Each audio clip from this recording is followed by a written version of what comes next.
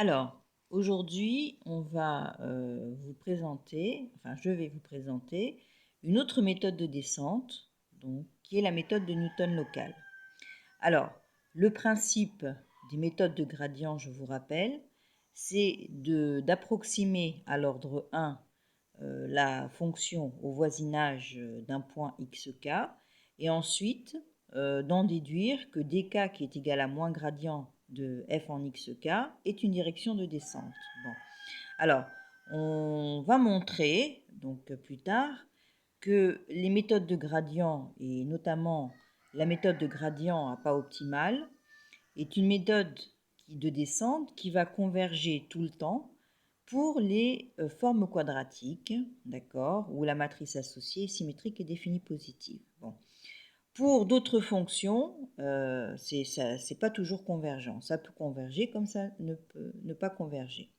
Donc, on s'est posé la question, où est le problème? Donc, eh ben, en fait, au lieu donc d'approximer la fonction à l'ordre 1, si vous voulez, pour en déduire la direction de descente, on va pousser à un ordre supérieur, comme je l'ai fait ici, donc f de y égale f de xk, plus le produit scalaire d'accord, du gradient de f en xk, y moins xk, plus 1 demi de la matrice hessienne, donc y moins xk, plus un reste. Bon.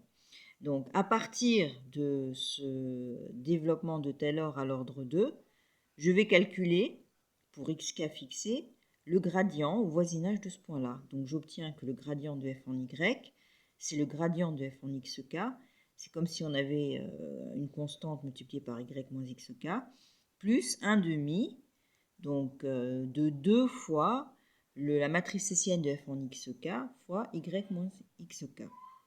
Alors, puisque toutes les méthodes de descente permettent de rechercher des points de minimum locaux, la condition au moins que doit vérifier tout point qu'on va trouver, c'est que le gradient à ce point-là est égal à 0.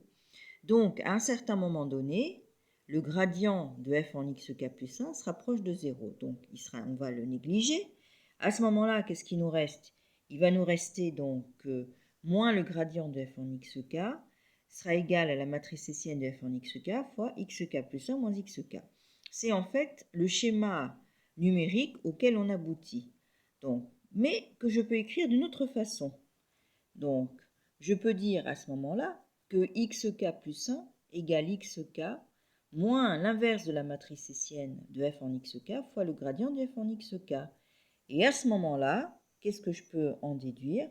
Je peux en déduire que la méthode que je viens de développer, c'est une méthode de descente à pas fixe SK qui est égale à 1, quelle que soit l'itération k. Pourquoi?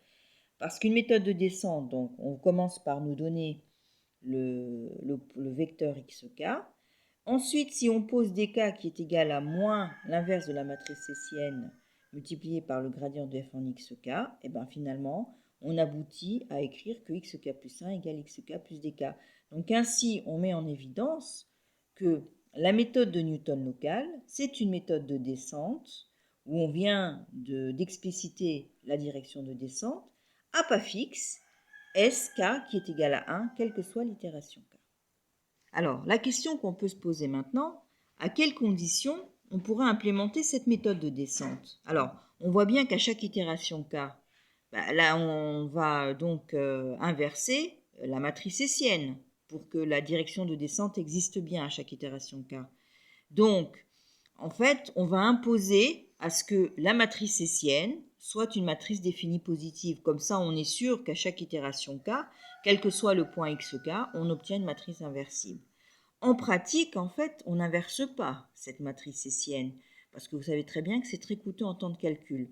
Donc, qu'est-ce qu'on va faire? On va introduire un vecteur intermédiaire en posant y qui est égal à xk plus 1 moins xk. Et ainsi, on obtient, si vous voulez, l'algorithme de Newton local suivant. Donc, pour xk donné, on commence par calculer le gradient de f en xk. On résout ensuite le système linéaire suivant, matrice hessienne de f en xk fois le vecteur y, qui est le vecteur qu'on cherche, qui est égal à moins gradient de f en xk. Et ensuite, on trouve y Et donc, on pourra dire que xk plus 1 égale y plus xk. Et on itère l'itération jusqu'à atteindre le critère d'arrêt. Ainsi,